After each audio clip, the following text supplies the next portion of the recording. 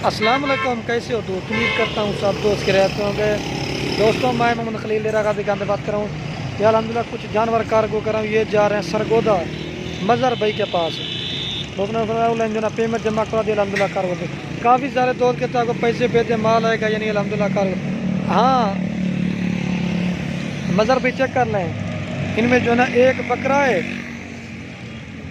ये माशाल्लाह से इनमें जो है ना एक बकरा है और 6 पट्ठे हैं। ये बकरा ये वाला है और ये बाकी प्योर माशाल्लाह राजनपुरी गुलाब। हाँ डॉक्टर साहब चेक कर लें।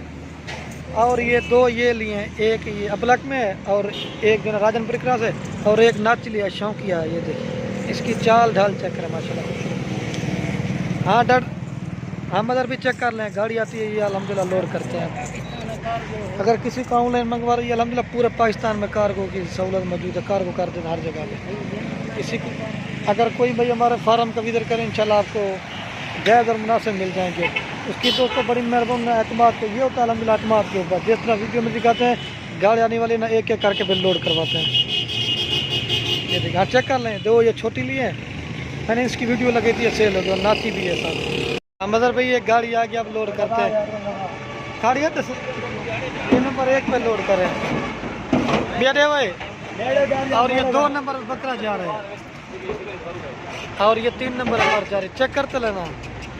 ये 3 नंबर पे बकरा लोड कर दिया और ये 4 नंबर पे मतलब प्योर राजनपुरी लिए है।